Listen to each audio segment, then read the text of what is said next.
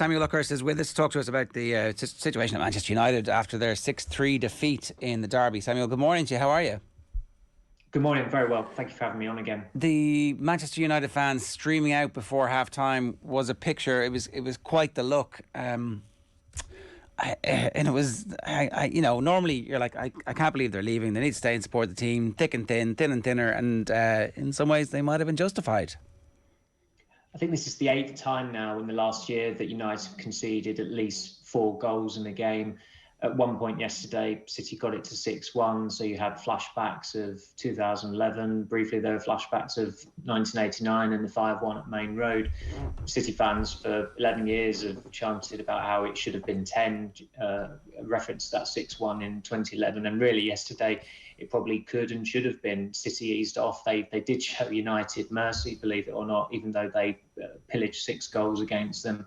And the scoreline wasn't a fair reflection whatsoever. Those 2 goals from Anthony Martial at the end were just a consequence of City, as I said, easing off on United. And it was, I suppose, reassuring for United supporters that Ten Hag was still extremely critical of the players afterwards, and that he wasn't sugarcoating it at all, and he wasn't even taking any consolation from the fact that the losing margin was only 3 goals.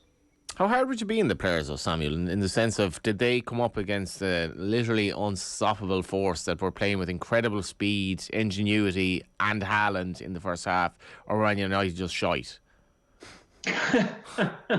Well, I think it's probably a mixture of both. When the team sheets dropped, actually, in the press room, a lot of people were looking at it thinking, City's best central defensive pairing was on the bench with Akanji and Ake starting, no Rodri.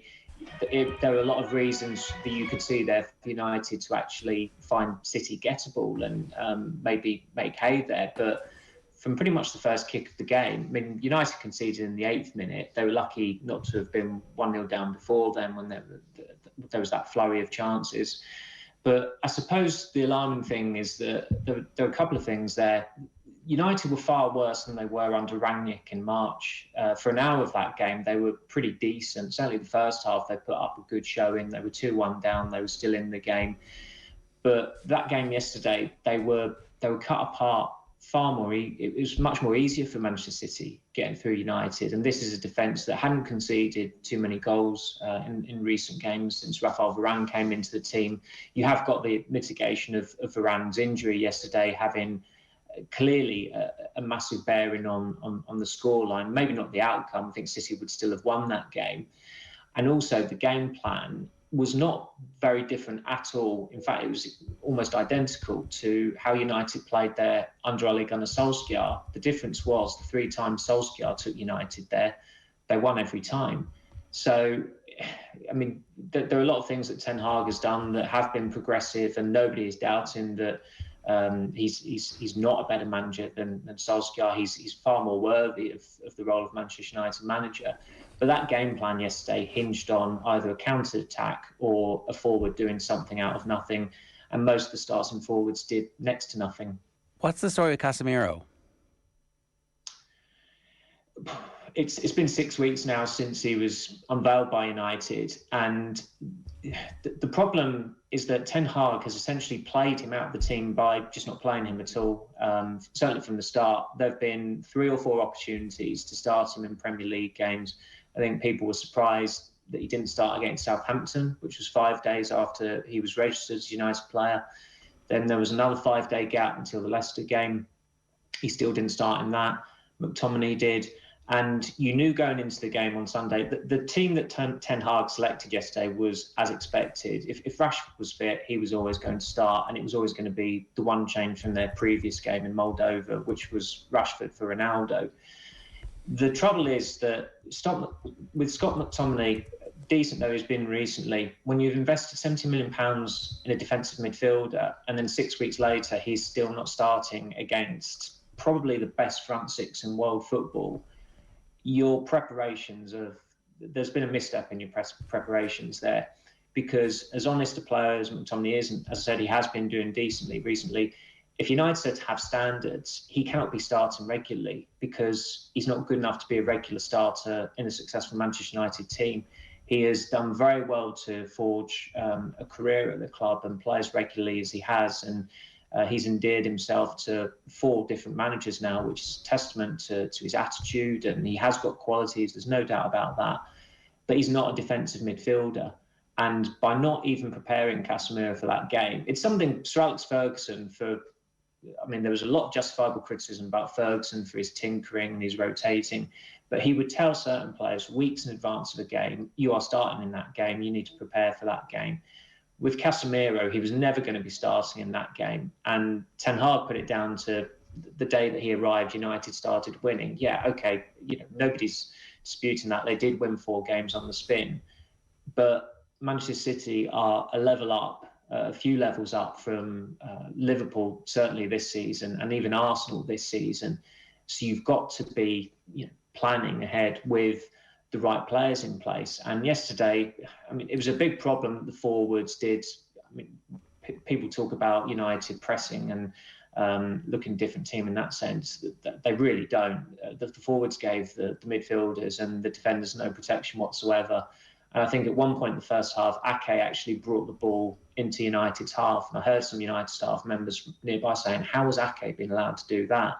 And immediately you then look to McTominay to engage Ake. But he can't do that because he's shadowing De Bruyne.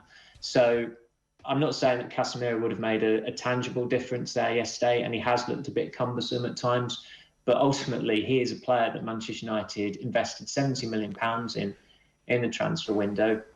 And I suppose it's a different story altogether that with the profile of players that they signed, the one who sticks out in terms of the outfield players, the one who sticks out like a sore thumb is Casemiro because he has no connection to Ten Hag.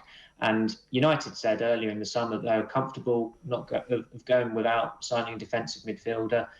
I don't think it's a coincidence that they then spent £70 million on a position fans were clamouring for them to reinforce after they were battered 4-0 by Brentford.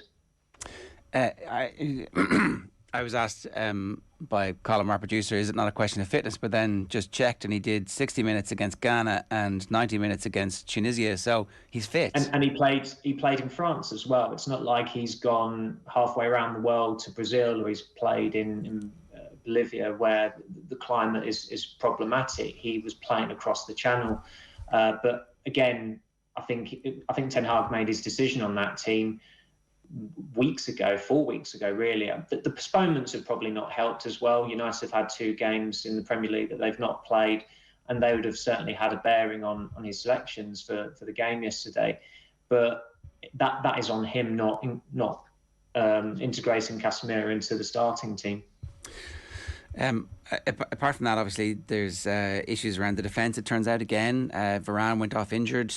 Unfortunately, Varane's injury profile is such that you don't really expect to have him for 35, 36, 40, 50 games a season. So with Maguire, I don't know how close he was to being fit for that game. What does the centre-back partnership look like for the next couple of weeks here?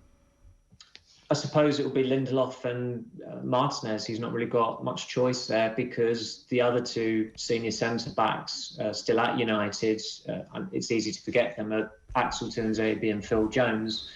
Both of them are injury prone and both of them are also injured. So he's got no choice there for the time being. If they do get another injury there and Varane is still sidelined and Maguire is still out, then of course he's going to have to try and be a bit creative, maybe play McTominay back there. I think that's something that he might have to resort to. You've seen in relatively recent years when Michael Carrick was still playing for United that he did drop back to centre-back, but it's not a great position to be in, although it is quite unfortunate for United that 4 centre-backs are now injured, having just obviously in the summer they invested in more than £50 million on another one, on Lisandro Martinez. For Maguire, it's unfortunate for him.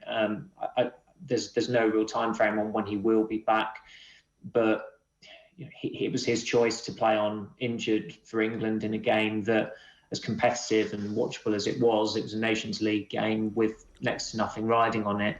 And there's always been a suspicion among United's fan base that Maguire does reserve his best for England. And again, a more canny player might have taken themselves out of the firing line and asked to be substituted and potentially not aggravated their injury. Just on the game yesterday, Samuel, what's it like? Haaland is coming to Dublin in November, and I think everyone is looking forward to that, and I think it's going to sell out almost just to see him. What's it like actually being there in a Manchester derby where you're probably looking at something the football world has never seen before, ever?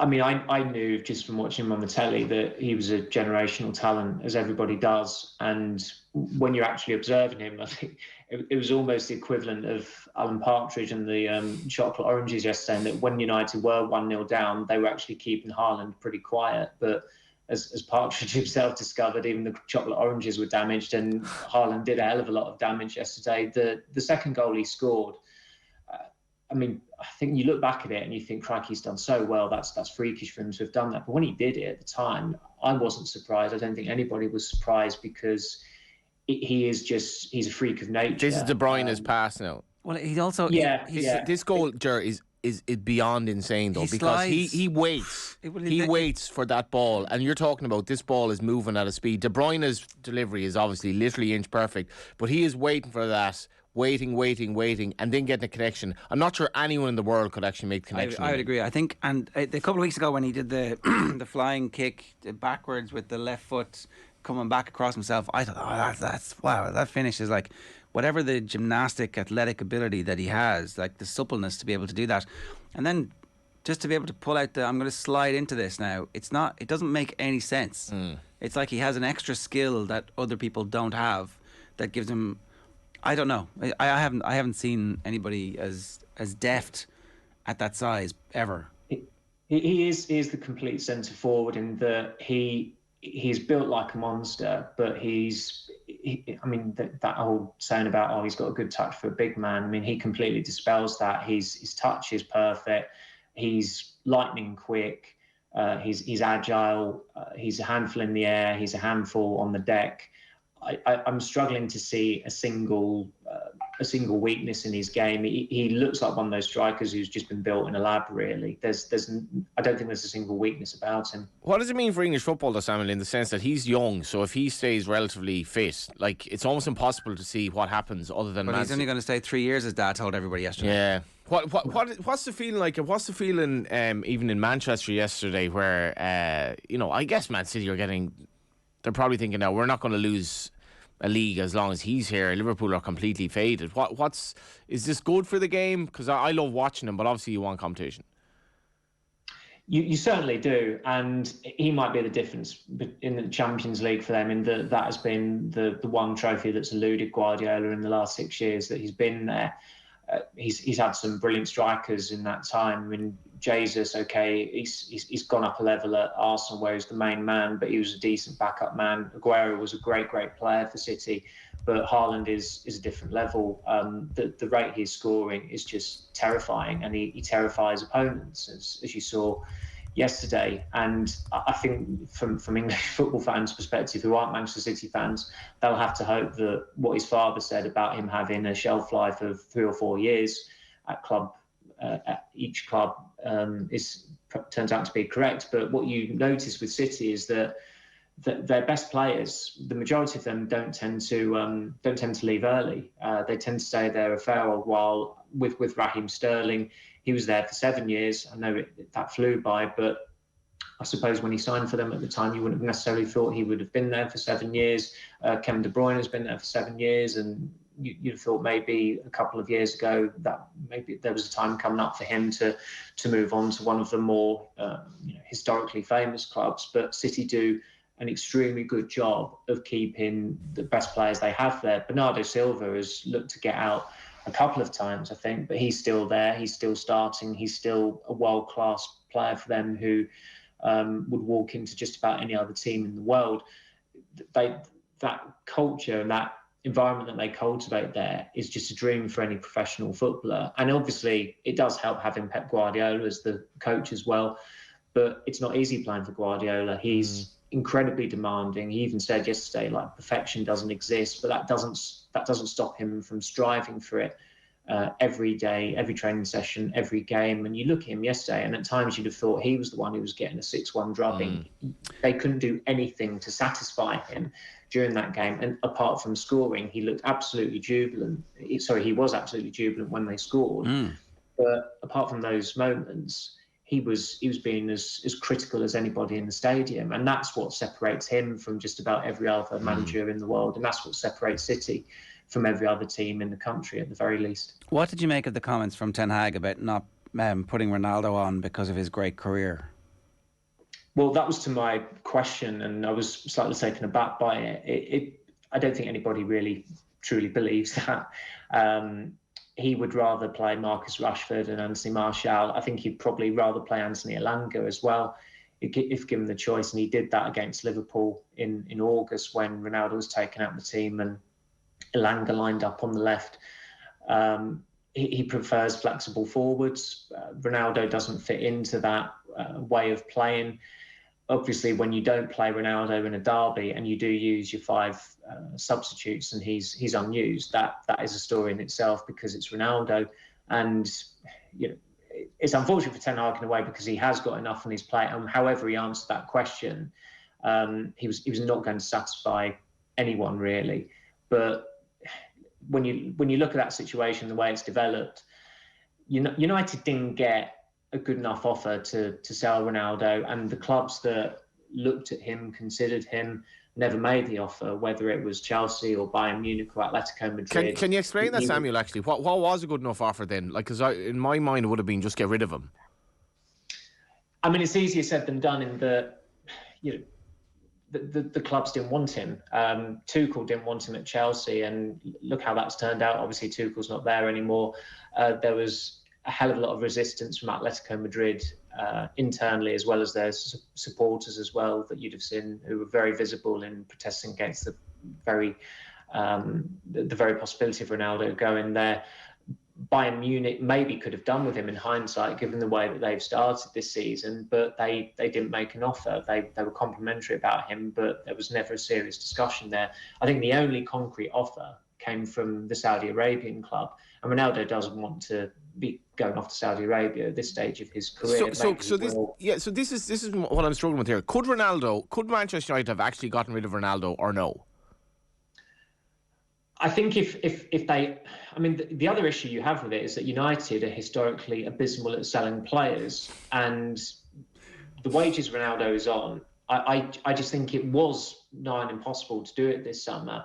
If they were maybe a bit more proactive about it, then they probably would have been a club out there, but they don't have an experienced director of football.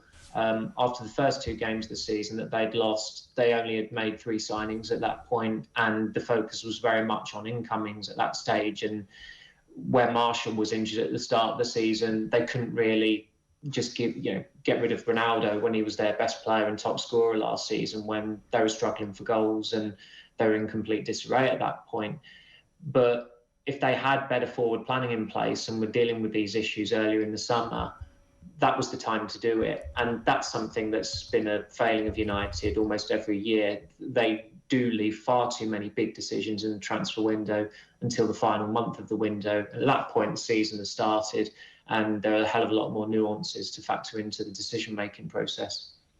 The run of fixtures isn't amazing for them over the next while. They've got away at Everton, which isn't the gimme that it was 2 weeks ago, either side of the Europa League. And then it's Newcastle, Spurs and Chelsea's. That bit's still to be confirmed. But it's a very important month for them. It certainly is. That Chelsea game is definitely going ahead that day. It's just the kick-off time that, for some perplexing reason, has still not been confirmed. But that week they'll be playing Tottenham on the Wednesday at home, Chelsea away on the Saturday. I think the month ends with West Ham at home as well. And obviously they only just finished behind United last season. They've been a much poorer team so far this season, West Ham. But you could certainly see them putting up a decent fight at Old Trafford. So they need to be in a healthy position going into the World Cup when the season is suspended until Boxing Day. But I think just among colleagues and talking to supporters, however much United spent at the end of the transfer window and however active that they were in those final weeks in signing Casemiro and Anthony. When you still look at that squad, I don't think anybody still thought, well, that's top four quality, or their certainties to finish in the top four. They are somewhat fortunate that the competition is a lot more open this year. Liverpool have done everyone a favour, really, by not looking right and not winning enough games. With Tottenham and Conte, you suspect there will come a point where their supporters rail against Conte's style, and Conte does have a limited shelf life at clubs. Chelsea have already sacked a manager. At the moment, Arsenal are obviously looking very, very good, and apart from City, you'd probably say they're the only other team who look close to a guarantee to qualifying for the Champions League next season through finishing in the top four of the Premier League. But United have always got the Europa League to fall back on. But if they were to not be in the Champions League next season, having had a record-breaking summer, and when the financial results were announced next week, it was made abundantly clear they would not be spending that. They would not be as active next year because of the level of spending of this year. Then it could be another long time until they're a credible force again. That's how it feels, because it was like a dose of cold water on the early season optimism. It was, but even those wins, there were caveats to them. The Liverpool win, I mean, they were stunning in the first 20 minutes. They absolutely overwhelmed Liverpool, but there was the element of holding on and winning the game via a counter-attack, which was Solskjaer's favourite tactic. All 3 goals against Arsenal were counter-attacking goals. There was pragmatism underpinned the away wins against Southampton, Leicester. I mean, the positives obviously easily outweighed the negatives over a 4-game winning run in the league, as they should do, and there was a lot to be impressed by them. But we were still walking away from games, dwelling on the caveats, and I mean that's our job. You've got to look at all the aspects of the game rather than just be And there's always a danger of just straying into cheerleading mode, but you've got to stick to your guns at times. And I know, Samuel, you're obviously you're Manchester based, but just finally for me, is there any chat among journalists in the sense of what actually is happening at Liverpool, and is everyone just like perplexed by this almost collapse in 7 games? Because Man United fans are waking up this morning, there's no schadenfreude in the sense that, well, we're kind of both in a bit of a mess here on a Monday morning, but Liverpool in some respects more so. I mean, it is strange, especially, I know it was only the Community Shield, but that was an extremely competitive game and they were very impressive. You looked at the way they conducted their business in the summer, the major incoming, the major outgoing, both done before July, classic Liverpool, efficient, strengthening. You looked at their squad. I mean, I had them down as my prediction to win the title this season because I thought their squad was more rounded than City's. But I suppose they have stood still in some key areas, and some players have taken their eye off the ball. I mean, Alexander-Arnold as a defender, I've just never ever rated. As an attacking right back, he has raised the bar the way Dani Alves did before him. And when you've got Van Dijk gifting chances and not looking himself, you're going to be gifting chances to teams. So I think we're still at the stage where you expect Liverpool to rally and eventually return to them old selves without winning the league this season. I think that's possibly already gone for them. But I suppose if they're in this situation in a month's time, or when the season is halted for the World Cup, then I think that there are going to be some particularly tough questions that are asked of Klopp, who by and large does get quite an easy ride, but that's because he's done such a phenomenal job there in the last 7 years. Samuel, great to have you with us again. Thanks a million. Cheers. Thank you ever so much. Take care.